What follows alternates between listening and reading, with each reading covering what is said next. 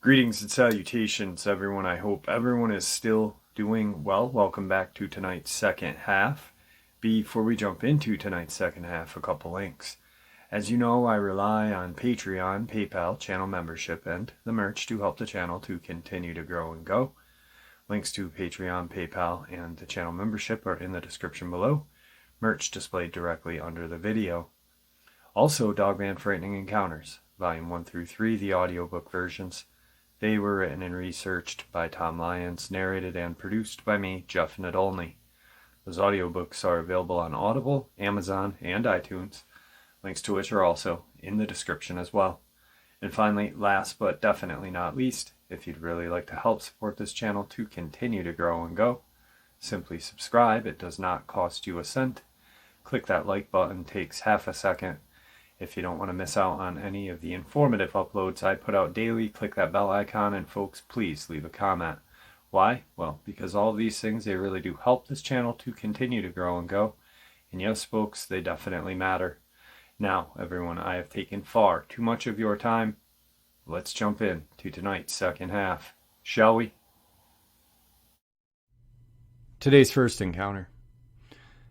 I'm going to caution you that I know I sound crazy when I tell you about this experience, but this is the God as my witness, right hand to God truth.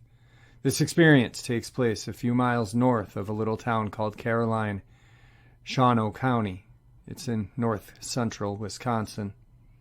This happened during the summer of 2002, back when I was 15. I lived on a small dairy farm that had about 80 acres behind the farmhouse. Butted up against our land was our neighbor's property. That was mostly wooded, but there was a small pond that went through both of our property lines. Now, of course, being 15, I was free to move between our property and the neighbor's, as long as I didn't bother his cattle and whatnot. I was usually out there with a little .22 LR or a pellet gun, just wanting something to move. The weeks leading up to this, I have vivid memories of finding an unusual amount of deer and calf carcasses around the pond, maybe about 5 or 6 in a 3-week period. Normally, I wouldn't think twice about it because we had lots of black bear around here, and they usually kill sick deer or can steal off with a calf every now and then. Whatever the case, it didn't raise my suspicion until about the beginning of August. My bedroom was on the second floor of the house, and I had one window facing out back toward our land. Looking from the window, the right plot was mostly straw and the left plot was corn. Fence divided the two fields, starting at the southern corner of our house, so simply put, you could see both fields clearly from my room. Under my window was a small backyard that was kind of cut into the hayfield, where my mom had a rather large garden. Our house was built around 1920. We didn't have air conditioning or anything. During the summer, I usually slept with my window open and a small fan running in my room. One night, I was awoken by a strange sound outside. It sounded like the rooting of a pig. At least that's how I remember it. I don't remember the exact time that it happened, but I think it was probably between 2300 and 0100.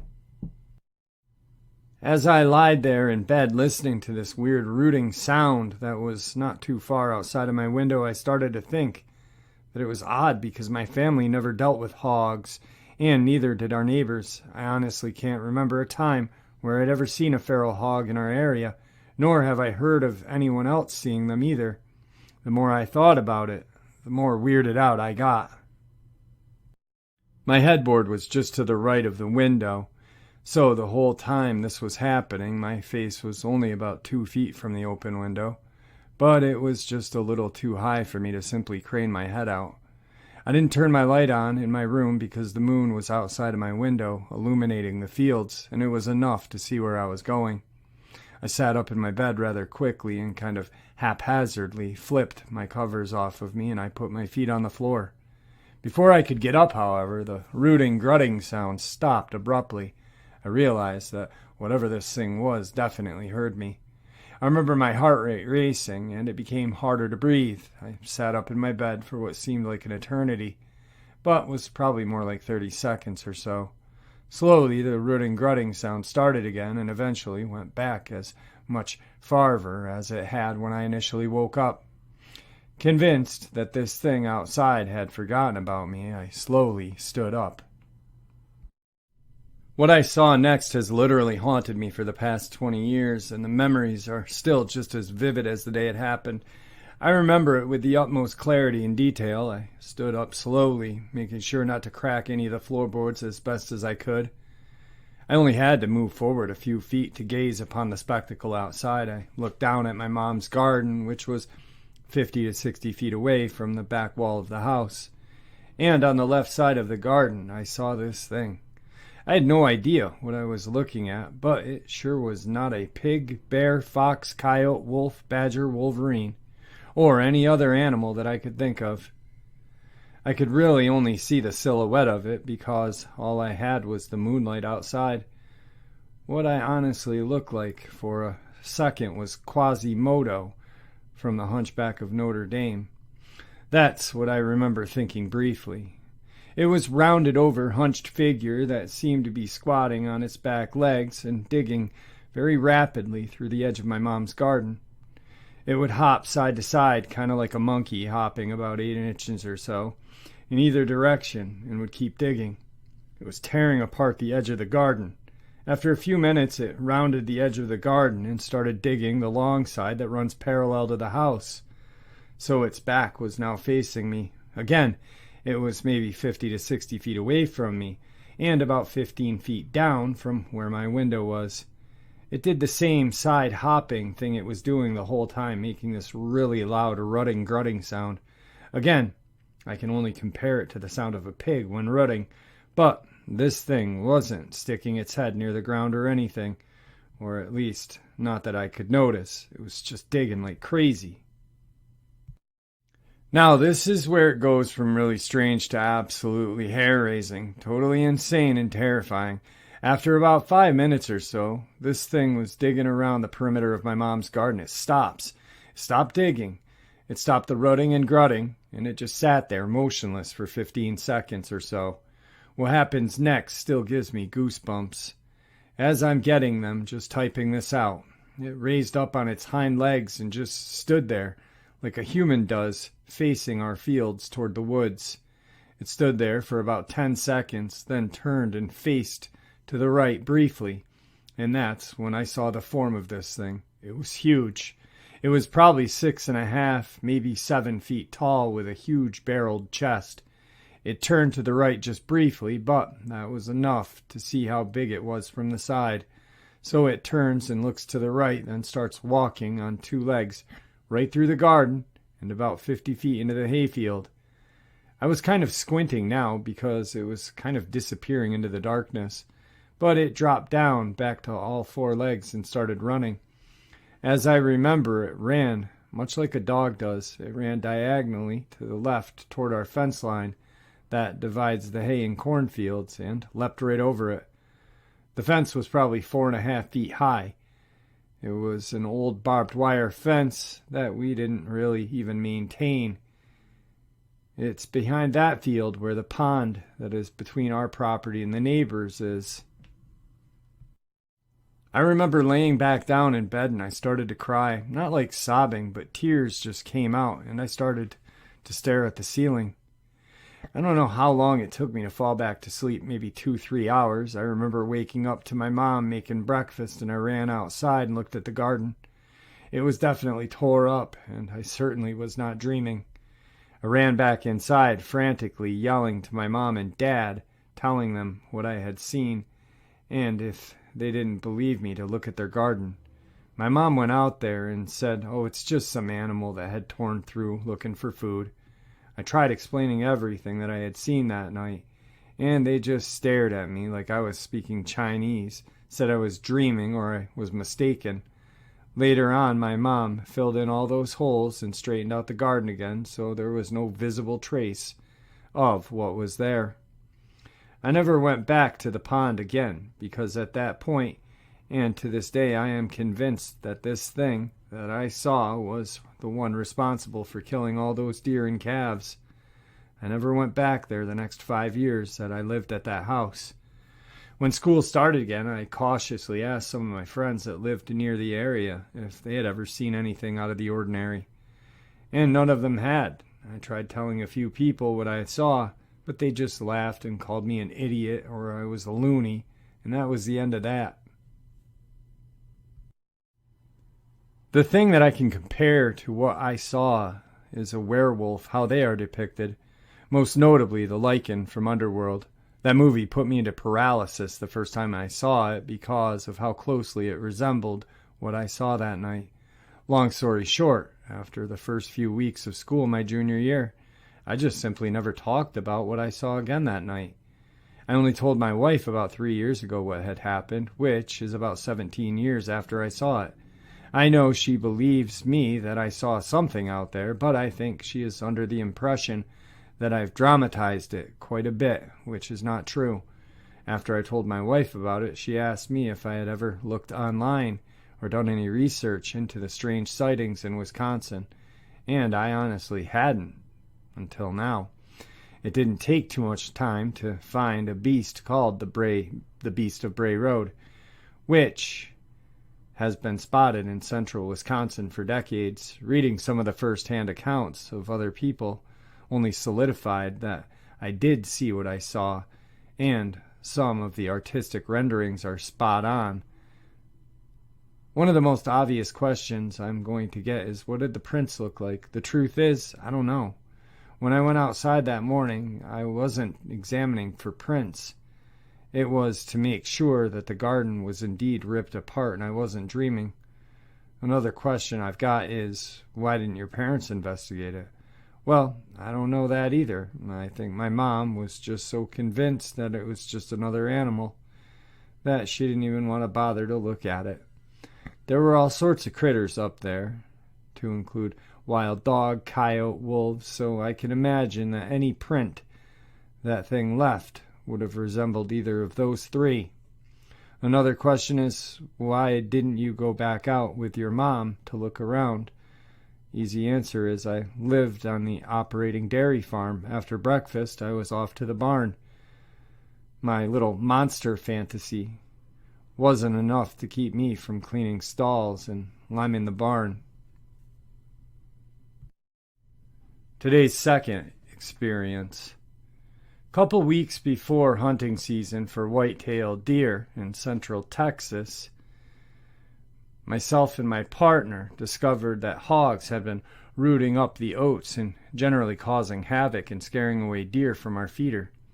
We'd gone out a handful of times in the last 2 weeks before season opening, attempting to catch the miscreants at it. So far, no luck. Very frustrating. At any rate, because of the hogs, I had been spending more time in the stand after dark than I had in my entire life. We had been there from 9 p.m. to 1 a.m., 10 p.m. to 2 a.m., 9 p.m. to 11 p.m., and every other weird time slot you can think. I mention this just in case it's relevant or helps paint the picture. There have been a few things that have happened that I've struggled to explain away or rationalize, and my partner is out of ideas as well. First thing happened about a week and a half, 2 weeks before season. It was around 1 or 2 in the morning with a decent chunk of moon illuminating the area. I was only half paying attention to my surroundings because I had already written off the night as a bust when all of a sudden I became aware of a weird whirling flapping sound. I thought it originated from something behind me, but my partner said he heard it coming from away and in front to the left of us. At any rate, it was loud, airborne, and passed quickly over us. I am very familiar with the sound drones make, and this was not it. It also wasn't a helicopter. The sound was too small, if that makes any sense. And it was not a bird. It sounded mechanical. And this flapping very low, probably just above the tree line. Couldn't see a thing. Second thing happened about a week before season. We weren't in the stand, but it was weird. and out of the norm, so I'll mention it. We live on the same property that the stand is on. It was around 9 or 10 at night when all of a sudden there was a distant boom, like an explosion, which hit our home with a thud. If you've ever spent any time around heavy artillery or explosives, you'll know what I mean. It was strong enough that my sister-in-law, who lives down the road, called us asking what just happened. It could have been a natural gas explosion, but the weird part is that my partner did some internet digging and a local emergency management website had posted asking for any info on an unknown explosion. During that time, we still have no clue of what it was. And finally, we were out at our stand once again. It's gotten cold and there was a ton of rain all day, so everything was damp, dripping. We went out at 10 and it was about 10:30. I was preoccupied with trying to keep my fingers and toes warm when suddenly I became aware of a weird murmuring. My partner heard it as well, but he has hearing damage, so I don't think he heard the full breadth of tones. To me, it kind of sounded like muffled voices off in the distance, like several someones having a conversation, too far off to make out individual words, but the direction of the sounds were coming from doesn't have any buildings or dwellings, it's just woods. And there were several different tones. My partner said it kind of sounded like a cow mooing, but not quite. There are cattle in the area, and we hear them vocalizing all the time. This was not that. And there isn't any grazing land in the vicinity of where the sounds were coming from. They carried on for maybe 30 seconds, slightly rising in crescendo and then dying off and fading away completely. I want to stress how indistinct these words or sounds were. Sorry, guys. If I hadn't been listening intently, I don't know if I would have heard it. All of this, coupled with the general gut feeling I have whenever I'm out alone in the dark, has me wondering. I don't necessarily feel in danger, just generally watched or noticed. I have very good instincts and I try to listen to them. I'd love to know what you guys think. There may be rational explanations for all these phenomena. All I know is I don't want to be another hunter with another creepy story, but I feel like I am starting to see a bell curve emerge. I'd like to add that I am not a noob in the woods. I've spent most of my life outside. I grew up camping, hiking during almost all times of the year, sleeping on the ground in a tent.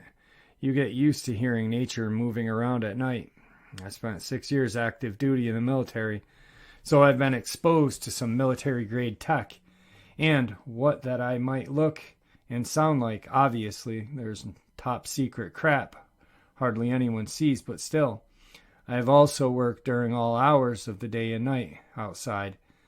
This is the first time in my life, aside from one-off experience I had at camp growing up, that anything out of the ordinary has happened when I've been outside or to hear it. In fact, I've always joked that I must be some kind of deterrent for paranormal activity because nothing ever happens when I'm around. More than likely, there are rational, ordinary explanations for the sounds that we heard, but I also trust my gut. And if something feels hinky, it usually is. All right, guys, this is a crazy story I found out of the newspaper or news media. And I just thought I'd kind of share it with you because it's absolutely insane. Man fired shotguns at aliens on neighbor's property. The suspect stated to me that the aliens have been relentlessly attacking him via telepathic communication, Deputy Dustin Winter states. A man was charged with felony reckless endangerment after firing a shotgun at aliens on his neighbor's property. At 7:30 p.m. March 21st, Sheriff's Deputy Dustin Winter responded to reports of an intoxicated man shooting at his neighbor's property. Jamie Lee McGuire told the deputy that he was the one firing the shots, and for good reasons. McGuire informed Winters of a relentless attack on him from telepathic aliens. The suspect stated to me that the aliens have been relentlessly attacking him via telepathic communication. McGuire believed that he had saw a number of aliens in the area and was experiencing telepathic communications and attacks. The suspect stated that he saw the aliens in a block storage building on the other side of his neighbor's property. Winter wrote in his report, after a period of waiting and surviving psychic attacks from his alien neighbors, McGuire decided to do something about it. The suspect told me that he ran and got his shotgun and began shooting at the aliens, Winter says.